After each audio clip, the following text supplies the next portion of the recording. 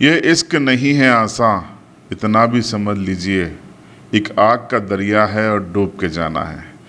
किसी शायर ने एक शायरी ऐसे ही नहीं कही। और ये इश्क अधेड़ उम्र की एक महिला को अगर हो जाए अपने से 10 साल छोटे एक युवक के साथ, तो फिर अंजाम बुरा ही होता है। हम बात कर रहे हैं झाबुआ जिले के मेघनगर की आवास कॉलोनी में हुए एक कत्ल की, जिसमें रितेश डामोर नामक एक युवक की हत्या कर दी गई। हत्या का आरोप सुमित्रा मेड़ा, जो कि अपने आप को जेएस की नेत्री कहती हैं, उनके पति को सुमित्रा मेड़ा और उनकी एक सहेली पर है। पूरी दिलचस्प कहानी है। फिलहाल सुमित्रा मेड़ा अपने पति राजू मेड़ा और एक सहेली के साथ जेल में है। 11 जून की रात करीबन 11 बजे के आसपास मेघनगर की आवास कॉलोनी में रितेश डामोर अपने बहनोई और बहन के साथ एक मोटरसाइकिल पर आता है। यहीं पर उसकी बहन का आवास है और यहीं पर राजू मेड़ा नामक एक शख्स अपनी पत्नी सुमित्रा मेड़ा और उसकी सहेली पुष्पा के साथ मिलकर उसके सीने पर चाकुओं से वार कर देता है। पत्नी रोकने की कोशिश भी नहीं करती है और बचाने की कोशिश कर रहे उसके बहनोई के साथ जुमा झटकी करती है। मौके पर ही रितेश डामोर की मौत हो जाती है। दिलचस्प बात यह है कि इस हत्या को अंजाम देने के बाद आरोपी राजू अपनी पत्नी सुमित्रा मेड़ा और उसकी सहेली के साथ मेघनगर के जीवन ज्योति अस्पताल पहुंचता है और अपना मरहम पट्टी कराता है। वजह जान बचाने की कवायद में मृतक रितेश ने उसके सिर पर एक पत्थर से वार किया था। ये पूरी कहानी बड़ी दिलचस्प है। फिलहाल तीनों को गिरफ्तार कर लिया गया है और जेल में उन्हें भेज दिया गया है। लेकिन आखिर ये हत्या क्यों हुई, इसके पीछे की क्या कहानी है? जो सुमित्रा मेड़ा विधानसभा में जाने के सपने देख रही थी, वो आखिर क्यों अब हवालात में पहुंच गई है? क्या अधेड़ उम्र में हुआ उसे इश्क उसके सपनों को मार गया, उसके कथित आशिक की जान ले गया और उसके पति को जेल भिजवा दिया? पूरी कहानी दिलचस्प भी है, हैरानी भरी भी है और एक संदेश देने वाली भी है कि एक उम्र के बाद अगर आप इश्क के फेर में पड़े तो कैसे आपके अपनों का जीवन बर्बाद हो सकता है। कहानी कुछ ये है कि सुमित्रा मेड़ा अपने आप को सामाजिक कार्यकर्ता कहती हैं और जेएस की अपने आप को नेत्री बताती हैं। उनके फेसबुक प्रोफाइल पर आप देखेंगे तो तमाम गतिविधियां उनकी जेएस से जुड़ी हुई दिखाई देती हैं। हालांकि जेएस आधिकारिक तौर पर इसका खंडन करता है, लेकिन वो अपने आप को कहती आई हैं। तो कहानी कुछ ये है कि आज से 3 साल पहले, जी हाँ, आज से 3 साल पहले सजेली माल 7 नाम का गांव है, मेघनगर से करीब 5 किलोमीटर की दूरी पर। यहाँ पर अतिथि शिक्षक के रूप में इसी गांव के इंदौर से लौटे रितेश डामोर पदस्थ होते हैं और यहीं पर किसी कारणवश सुमित्रा मेड़ा, जो कि 39 साल की हैं, वो 29 साल के रितेश को दिल दे बैठती हैं। उसके बाद बातें ही बातों में दोनों का इश्क शुरू हो जाता है। मृतक रितेश के परिवार वालों का आरोप है कि सुमित्रा ने उसे दबाव में अपने ग्रिप में ले लिया था, इस तरीके का बना दिया था कि वो सहम जाता था। बगैर सुमित्रा जो कहती थी वो करता था। और ये आरोप भी है कि सुमित्रा ने और उसके पति ने रितेश के तमाम डॉक्यूमेंट्स, जिसमें उसकी मार्कशीट से लेकर उसकी मूल निवासी, जाति प्रमाण पत्र, आधार हैं, सब कुछ अपने पास में रख लिए थे। और एक तरीके से इनका इश्क लगातार परवान चढ़ रहा था।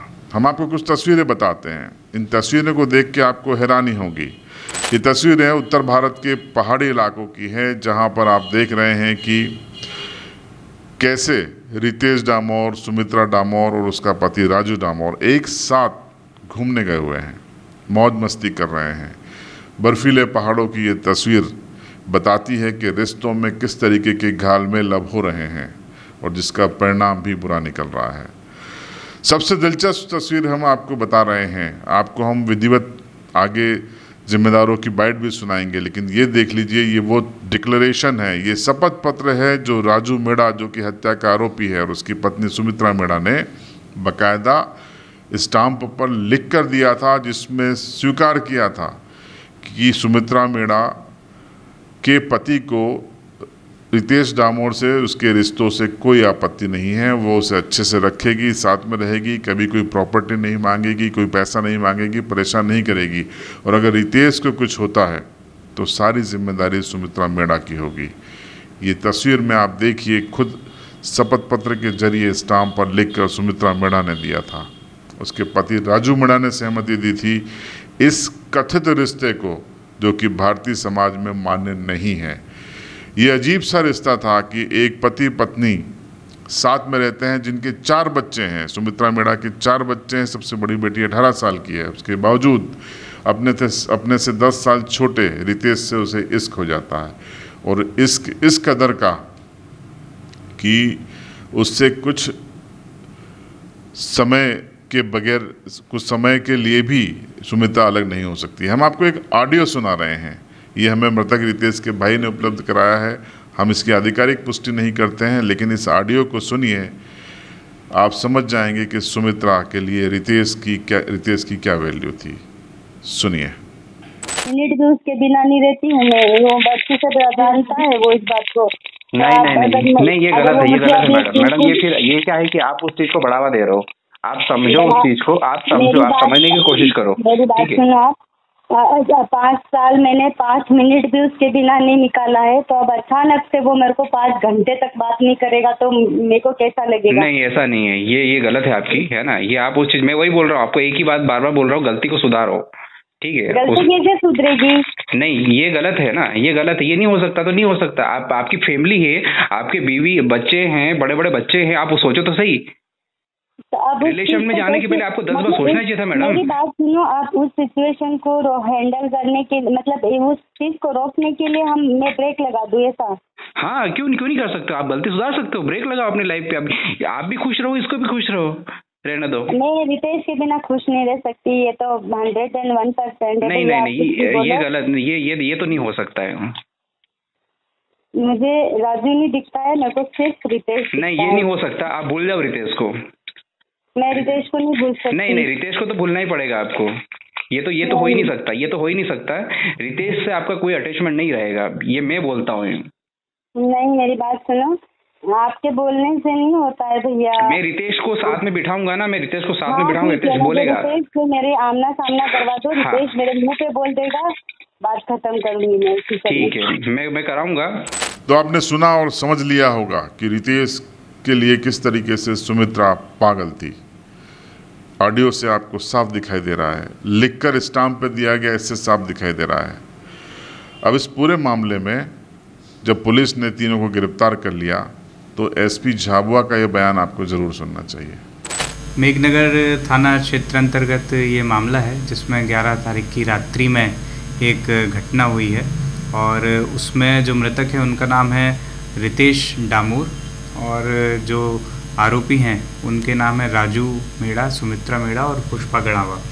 इसकी वजह अभी तक ये सामने आ रही है कि उस दिन ये लोग शाम को सभी कल्लीपुरा गांव में एक मान के कार्यक्रम में गए थे, जहां पर भोजन के समय इनका आपस में किन्हीं व्यक्तिगत कारणों को लेकर के विवाद हुआ, और विवाद के बाद में ये सभी उस कार्यक्रम से तो वापस आ गए, लेकिन वापस आते समय जो आरोपी गण हैं वो मृतक के बहनोई के घर के बाहर इसका इंतज़ार करते रहे। जब ये लोग मोटरसाइकिल से वहाँ आए तो मोटरसाइकिल से आते ही आरोपी गणों ने इस पर हमला किया, और जो साथ में इनके मृतक के बहनोई थे उनको बचाने से रोक लिया, बचाने नहीं दिया। तो इस प्रकार से ये घटना घटित हुई। घटना में चाकू का प्रयोग किया गया था, और मेघनगर की जो आवासीय कॉलोनी है वहाँ पर ये घटना रात्रि में घटित हुई। वर्तमान स्थिति ये है कि हमारी टीम ने सतत प्रयास करते हुए बहुत जल्दी ही तीनों आरोपियों को अरेस्ट कर लिया है। जो घटना में प्रयुक्त हथियार है चाकू, उसको भी जब्त कर लिया है, और जल्दी ही हम इनको न्यायालय में प्रस्तुत करेंगे। तो आपने ये बयान सुना, अब आपको हम बताते हैं कि उस दिन, घटना के दिन क्या हुआ था। आई विटनेस से हम आपको मिलवाते हैं। ये पूरा हत्याकांड रितेश डामोर की बहन और बहनोई के सामने हुआ। किस तरीके का मंजर था, किस तरीके से रितेश ने अपनी बहन के हाथों में दम तोड़ा, ये कहानी उन्हीं से सुनी है। सर, उस दिन का पूरा घटनाक्रम मैं बता रहा हूँ। मैं शाम को दीदी का फ़ोन आया कि खाने पे जाना है, तो मैंने पहले डिसाइड करा मैं नहीं जाते हैं, फिर सोचा कि चले जाते हैं, इतने टाइम बाद अगर बुला रहे हैं तो जाना ज़रूरी है, या फिर समझ नहीं आ रहा था, तो हम चले गए वहाँ पे खाना खाने के लिए। तो खाना खाने गए, वैसे ही वहाँ पर हमने उनको देखा, राजू इनको, उसके परिवार को। तो फिर हमने सोचा कि जब ये लोग यहाँ पर है तो हम साइड में हो गए। साइड में हम बैठे, हमने क्या है, जब तक ये खाना खा ले चले नहीं जाए तब तक हम वहाँ से नहीं उठेंगे करके। जब मैंने इनको देखा ये चले गए तो मैंने रितेश को बोला चलो अपन अब खाना खा लेते हैं कि अपन ज़्यादा लेट हो जाएंगे करके। तो हम खाना खा रहे थे और वैसे ही राजू पीछे से आके मेरे को धमकाता है और बोलता है कि तू तेरे ससुराल वालों का बहुत सपोर्ट करता है। और जिस पर मैंने उसे कहा भैया अपन सुबह बात करते हैं, अभी बात करने से कोई मतलब नहीं है, सुबह आराम से बैठते हैं और बात करते हैं। तो इधर नहीं, तू तेरे ससुराल का बहुत सपोर्ट करता है, कॉलोनी में रहता है, गाली से मेरे से बात करी और बोला तुम बाहर निकल के बताओ। तो इतने में रितेश मेरे साथ बैठा था, तो वो बोलता है कि सुबह बात करते हैं, कैसा क्या बोलना वो तेरे को समझ में नहीं आ रहा। और फिर बोलता है कि तुम दोनों बाहर निकल के बताओ, कि बाहर आके बताओ। तो हम टर्न ले रहे थे, तो वहाँ पर रितेश बाइक चला रहा था, तो रितेश का पहले हाथ खींचा जिससे बाइक का संतुलन बिगड़ गया। और रितेश के आगे लड़का बैठा था मेरा बड़ा वाला, और एक मेरे गोद में था, तो उनको लगे नहीं, जिस कारण से रितेश ने गाड़ी वहाँ टेकने ही नहीं दी और वो पीछे से आया और रितेश पे सीधा वार कर दिया उसने, जिसमें ये पहले ना हमारा इंतज़ार कर रहे थे पुष्पा गणावा, राजू मेड़ा और सुमित्रा मेड़ा। तो ये जैसे बाइक से रितेश का हाथ खींचते बाइक लहराती है, बाइक से रितेश को उतरने ही नहीं देते, उससे पहले इसको चाकू घोंप देते हैं। और जैसे फरसी उसको मारी, राजू को खून निकलने लग गया और रितेश धड़ाम से गिर गया। अब मैं रितेश को देख रही कि क्या हुआ। जैसे ही मैंने देखा उसको चाकू ज़्यादा ही लगा, मैंने पास के गले में से मफलर निकाल के उसको बांधा सीने में, और सीने में स्किन छोटी छोटी चमड़ियाँ निकल गई, वो मैं देख रही। और मेरा भाई फड़फड़ा रहा मेरे हाथों में, मैं उसका गर्दन हाथ में 2 हाथों में लेके बैठी और मैं बोल रही, चिल्ला रही। फिर भी वो औरतें हमारे पे गाली गलौज कर रही है कि तेरे भाई ने मेरे पति को मार दिया, मेरे पति का कितना खून निकल रहा है करके। मैंने कहा वो मत देख, मेरे भाई को चाकू मारा है, चाकू यूँ कर। इतने में वो सुमित्रा मेड़ा और पुष्पा गनावा, राजू मेड़ा को लेके भाग गए वहाँ से खसा के लिए। ऐसा नहीं था कि रितेश का परिवार उसकी भविष्य को लेकर चिंतित नहीं था। परिवार लगातार परेशान था, उसका भाई लगातार कोशिश कर रहा था कि वो सुमित्रा के चंगुल से निकल जाए, लेकिन सुमित्रा उसे छोड़ने को तैयार नहीं थी। कभी डराया जाता था, कभी धमकाया जाता था।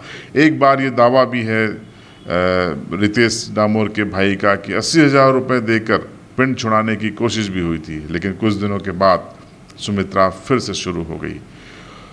ये बड़ी अजीब बात है कि करीब 15 दिन से रितेश डामोर सुमित्रा के घर से अलग होकर अपनी बहनोई के यहाँ उसी आवास कॉलोनी में रह रहा था जहाँ पर सुमित्रा मेड़ा और उसके पति रह रहे थे। और 15 दिन से बकौल पुलिस को दिए गए बयान के अनुसार सुमित्रा कि हमने और मेरे पति ने यह तय कर लिया था कि अब वो रितेश से अलग होगी, लेकिन वो गुमसुम हो गई, उसे अच्छा नहीं लग रहा था, वो ठीक महसूस नहीं कर रही थी बगैर रितेश के, लिहाजा उसके मन में बहुत कुछ चल रहा था। उस दिन कहानी ये है कि कल्लीपुरा गांव में एक मांडन पर्व में ये लोग पहुँचे और यहाँ पर दोनों पक्षों में विवाद हुआ, रितेश के बहनोई और रितेश वर्सेस राजू, और वहाँ से जब ये लौटे हैं तभी इस हत्या को अंजाम दे दिया गया। यहाँ पर आप मृतक रितेश के भाई को भी सुनिए, इस पूरे मामले में उनका क्या कहना है। रितेश करीबन 3 साल से उसके साथ में था।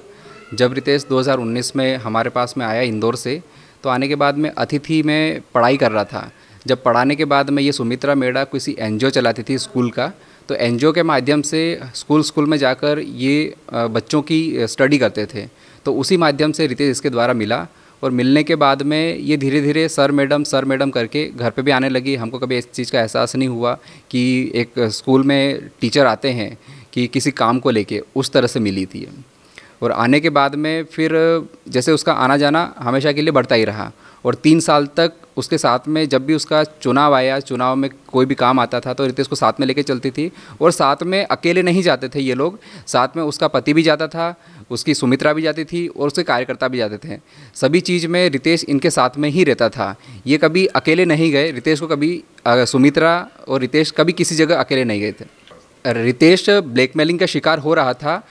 अभी रिसेंटली 1 साल के पहले रितेश को दोबारा से इसने ब्लैकमेल किया, कुछ ऐसी चीज़ें कही उसको। वो रितेश हमको घर परिवार को छोड़कर, घर से झगड़ा कर उसके साथ में चले गया, और जाने के बाद में रितेश ने बोल दिया कि मुझे तुम्हारे से कोई मतलब नहीं है, मैं सुमित्रा के साथ में रहूँगा। तो हो सकता है कि उस चीज़ में किसी मानसिक प्रताड़ना की वजह से वो समझ नहीं पा रहा था कि घर परिवार के फेवर में विरुद्ध क्यों बोल रहा है। अब वो जाने के बाद में सुमित्रा मेड़ा ने जैसे ही उसके फाइल के पेपर्स वगैरह सुमित्रा के हाथ में लगे, सुमित्रा मेड़ा और राजू मेड़ा ने मिलकर दोनों ने उसके जो पेपर्स थे अपनी कस्टडी में ले लिए। और जब उसे लगा कि अब मुझे मेरे पेपर नहीं मिल रहे हैं, संविदा 3 की परीक्षा में वो उत्तीर्ण हो गया। जब उसको उसके पेपर को वेरिफिकेशन के लिए जाना पड़ा, तो उसको वेरिफिकेशन के लिए पेपर नहीं मिल रहे थे वेरिफिकेशन के लिए। तो उसकी वजह से वो बहुत मानसिक रूप से प्रताड़ित हो गया था कि जब मैं आगे बढ़ना चाह रहा हूँ, और वो समझ चुका था कि मेरी लाइफ सुमित्रा मेड़ा के साथ में नहीं है। वो 3 बच्चों की माँ है, शादीशुदा है, और उससे गलती हुई थी और वो अपनी गलती सुधारना चाह रहा था, लेकिन उसको उसकी गलती सुधारने का मौका ही नहीं दिया उसने। उसको बार बार उसको प्रताड़ित करती रही, और साथ ही किसी और के माध्यम से हमको कम से कम 70 से 80 हज़ार रुपये, 90 हज़ार रुपये हमारे से लिए उनने, जिसका कोई लेखा जोखा नहीं है। हमसे ये कहा गया कि मैं एक रिस्पेक्टेड पर्सन हूँ, मैं JS को लीड करती हूँ, अगर मैं लिखा पढ़ी करूँगी या फिर थाने में आप मेरे को पैसे दोगे तो मेरी इमेज को खतरा होगा, या फिर बाद में मेरी इमेज ख़राब होगी। तो हमने भी उस चीज़ को सोचा कि एक औरत है, अगर ये चीज़ ख़त्म करना चाह रही है कि मैं आज के बाद इससे बात नहीं करूँगी, और रितेश की लाइफ में कुछ भी करे, वो कल को उठ के शादी भी करेगा तो मेरे को उससे कोई मतलब नहीं, कल कराने की जगह आज करा दो। ऐसा सारा स्टेटमेंट पति के साथ में मिल के हमारे से पैसे लेके गई।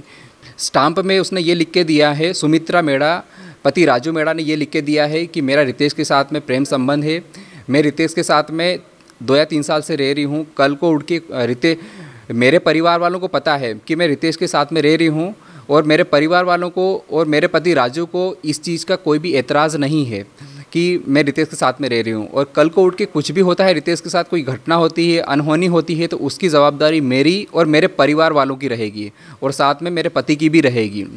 और कल को उठ के भविष्य में मैं किसी भी प्रकार का लेन देन को लेके मैं रितेश के घर पे नहीं जाऊंगी, और ना ही उनके परिवार वालों को प्रताड़ित करूंगी। तो ये सनसनीखेज हत्याकांड आपने सुना, इसके पीछे की जो कहानी है वो शर्मसार करने वाली है, रिश्तों की परतें उघाड़ने वाली हैं, रिश्तों को शर्मसार करने वाली हैं। ये कैसे हो सकता है भारतीय समाज में कि एक पति पत्नी इस बात पर सहमत हो जाएं कि कोई तीसरा भी उनके घर में रहेगा और बेडरूम को शेयर करेगा, लेकिन ये यहाँ पर ऐसा हुआ। सुमित्रा मेड़ा ने ऐसा किया, और उसके पति ने शुरुआत में इसकी सहमति दी, लेकिन बाद में शायद उसका कथित पति वाला स्वाभिमान सम्मान जागा, और उसने सुमित्रा पर दबाव बनाया कि अब वो रितेश से अलग हो जाए। बताया जाता है कि पहले झाबुआ में एक मकान लेकर ये किराए से तीनों साथ में रहते थे, लेकिन कुछ दिनों बाद ये रिश्ता, ये एग्रीमेंट जब टूटने को हुआ तो इसका अंत रितेश की मौत के साथ समाप्त हुआ। अब सुमित्रा मेड़ा, उसका पति राजू और सहेली पुष्पा जेल में हैं। सुमित्रा फिर से लेना जेल में है, और रितेश डामोर, जो कि इस पूरे प्रेम त्रिकोण में एक महत्वपूर्ण किरदार था, अब इस दुनिया में नहीं है। इस कहानी पर आपकी राय कमेंट बॉक्स में ज़रूर बताएं। चैनल पर नए हों तो सब्सक्राइब करें।